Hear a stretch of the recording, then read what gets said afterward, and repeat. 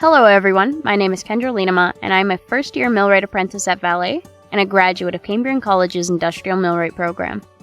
I get asked a lot why I decided to join the trades, and the idea actually all started out at Confederation Secondary School. My welding teacher at the time, Mr. Desjardins, told me I should be a welder, and I remember looking at him and asking him why someone would hire a little girl to do a man's job. It hurt me a little to say that even then, but I'm 5'2", and I was pretty strong for my size, but a lot of the guys in my class probably had forearms the size of my biceps. And to me, I was just looking at things realistically. From what I knew about being in the trades was that it was a physically demanding job for people that barely skimmed by in high school. I managed to graduate on the honor roll. I had prepared myself academically to be able to attend university, at least if I still wanted to. I actually had a lot of career choices I was picking from, and hardly any of them were alike. I wanted to do psychology, massage therapy, graphic design, and even cinematography. The idea of being a welder or something like Mr. Gervais had recommended stayed in the back of my mind. I was so far from picking, I went back for one more semester and got a co-op at a sign shop called Sign Effects. Best of two of my career choices.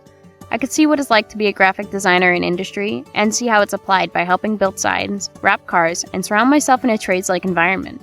Despite having loved graphic design, I wasn't impressed by the idea of sitting in a desk all day remaking other people's designs.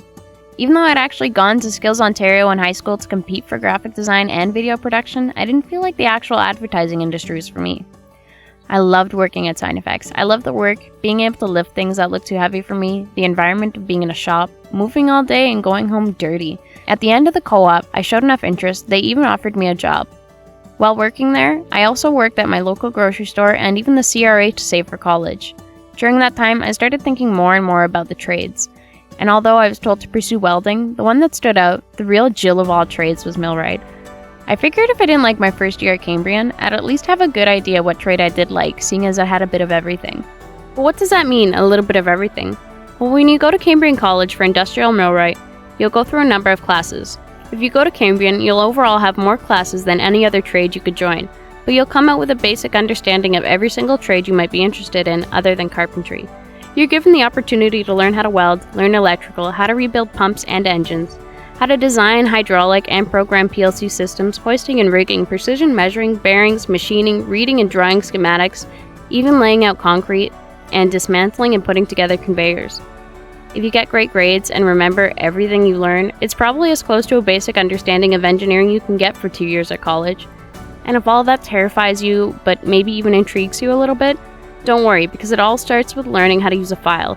It starts at the bare bones for anyone that didn't have that basic knowledge of a drill press, or what a bearing even is, to get a good head start in their career. I was lucky enough to have a basic mechanical understanding because I took some automotive and welding in high school, and my grandpa ran a small business in Capreel. I wasn't allowed to have him work on my car if I didn't help him work on my car. This eventually led to him teaching me how to weld with a torch and clothes hanger, to patch holes in an exhaust pipe. I started realizing that if you have a good understanding of things, you could fix or design just about anything. The whole time I started pursuing a career in trades, my grandpa was worried about me entering a man's world. But he knew I could hold my own. He knew I didn't mind getting dirty if it meant I got to learn something new.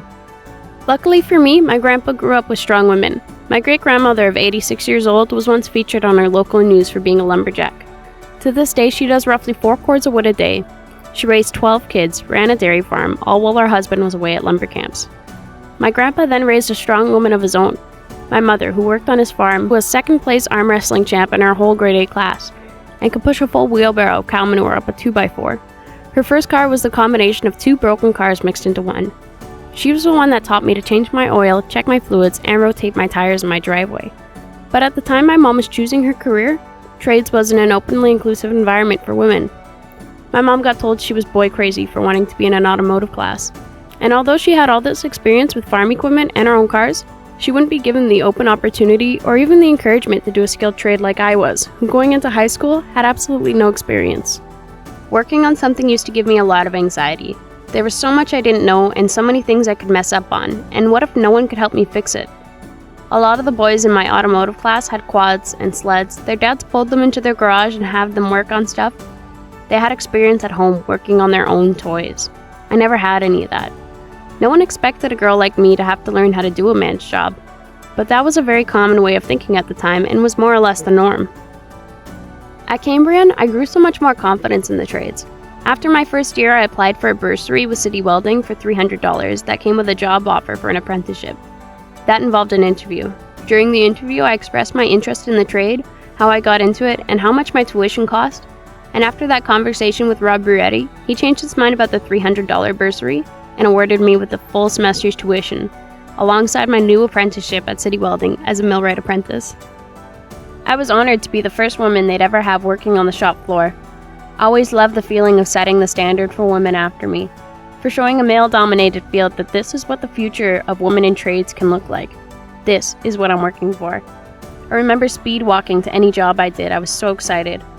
I remember my Red Seal Bayote teaching me so much, walking me through jobs I didn't understand, and gauging my skill set to give me jobs I can handle on my own. I asked so many questions whenever I could, and he would always encourage me to think about it and help me come to my own conclusion. The first time I heard my name called to do a breakdown, I was so proud. Within the summer, I had become such a vital team player I could be relied on for the operation of a business's equipment. I made such a name for myself. My dad heard about me at his job in Garson Mine, and my grandpa on my dad's side heard about me through his friends. I had made them both so proud, doing a job they never even considered for me before. During my second year at Cambrian, I continued to work at City Welding, and I became close with a lot of my teachers, to the point Robbie Duncan, a retired welding teacher, happily and I honestly thought jokingly offered me a job within Cambrian College's applied research team. I got to learn how to TIG weld stainless steel, practice with aluminum, assemble prototype projects, and see the installation of a 5-axis milling machine and the fine-tuning of Cambrian College's 3D printer, which was a completely different experience from City Welding. And I could do it in between classes while going to City Welding at the end of the day. Every time I thought I understood what being a millwright was and what it involved, something else would come up and surprise me with something new. A new opportunity to learn something else. Like getting a job at Valet as a millwright co-op student working for North Mine. I loved my crew and the environment. I got to be the first female millwright they'd work with at North Mine. On top of that, I learned about crushers, safety measures that go into monitoring ground movement, how to read rocks for shear and tensile strength. I learned more about conveyors, hoists, crushers, more welding, hydraulic cylinders, and even more. I never did the same job 2 days in a row, let alone every day. For a whole summer, I was exposed to new information. This led to me getting an offer as an apprentice at Valet's nickel refinery. I was honestly overwhelmed with how much more the nickel refinery had to offer equipment and opportunity-wise. The refinery is composed of 4 separate buildings: the administration building, NRC, IPC, and electrowinning. I've been here 6 months, and I don't think I've done one of the same jobs more than 4 times. Some of my coworkers and staff members help me plan small jobs to refine my own skills or develop new ones. The guys are constantly quizzing me and asking me questions to test my knowledge and evaluate my skill level. One of the nice things about working for such a large company is how different the process can be from one location to the other, and even the overall environment. So a lot of people with seniority slowly settle down into their ideal career, one they can thrive in. And of course the health benefits and pension as well. To have all that covered at such a young age is so reassuring. I could be retired with 30 years at the age of 51 with a full pension. However, I've always enjoyed having a job.